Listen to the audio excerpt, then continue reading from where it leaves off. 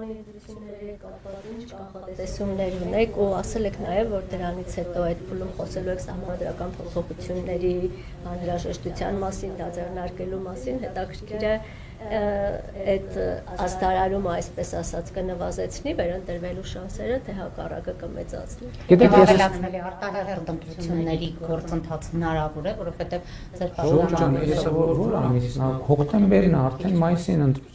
հունիսին ընտրությունները Մեր լսեք մեր կուսակցության ներսում այնքան հարցեր են քննարկվում, բայց քննարկվել է եւ արձանագրվել է, որ դա մերժվել է այդ օրակարգը, նախ սկսեմ դրանից 2026 թվականի հետ կապված ես գիտեք հույս ունեմ իմ ասածը բան չի հնչի, տենց արոգանտ չի հնչի, բայց ես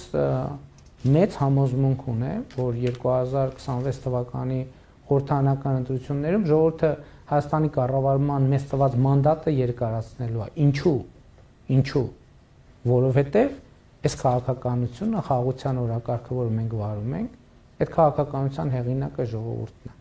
Տեսեք, ընդդիմությունը ես հասկացա, որ կուսակցության համաժողովում իմ ունեցած ելույթի այդ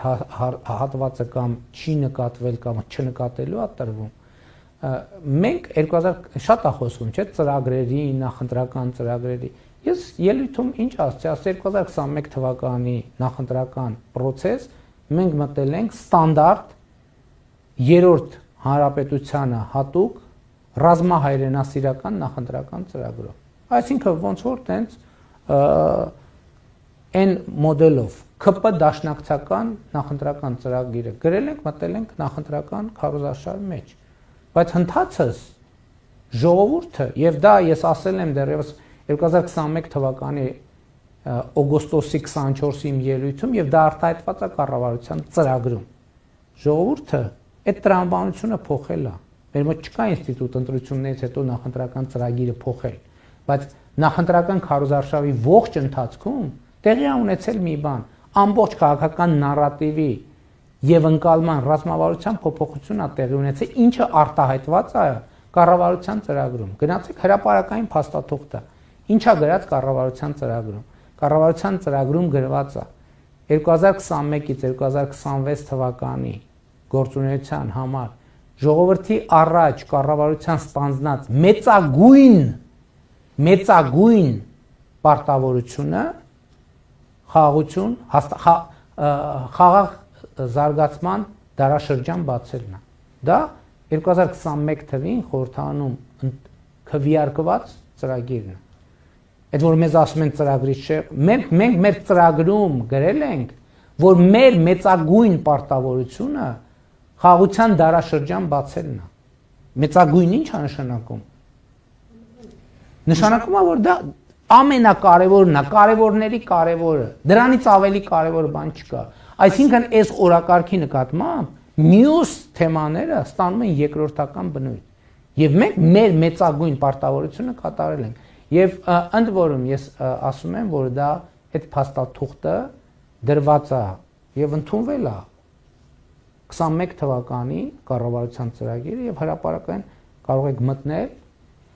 փնտրել եւ այդ նախադասությունը գտնել։ Եվ հետեւաբար որևէ մեր կառավարությունը ձևավորման առաջին օրից հետևել է իր մեծագույն պարտավորությանը եւ կատարել է իր մեծագույն պարտավորությունը եւ հետեւաբար ընդ որում այդ մեծագույն պարտավորությունը ձևակերպել է ժողովուրդը։ Ժողովուրդն է ձևակերպել։ Եվ ժողովուրդը իր ձևակերպած խաղաղության օրակարգի ճակատագիրը պետք է որոշի 2026 թվականի խորհրդարանական հերթական ընտրություններում եւ պատմականորեն չի կարող այլ բան տեղի ունենա, քան խաղաղության օրակարգի հաղթանակի վերահաստատումը։ Ուղղակի պատմականորեն այլ բան չի կարող տեղի ունենա եւ ես համարձակություն ունեմ ասելու, որ մենք օրգանական կապով ենք կապված մեր ժողովրդի հետ եւ այդ մենք չենք այս ամեն ինչը որոշում եւ մենք չենք այս ամեն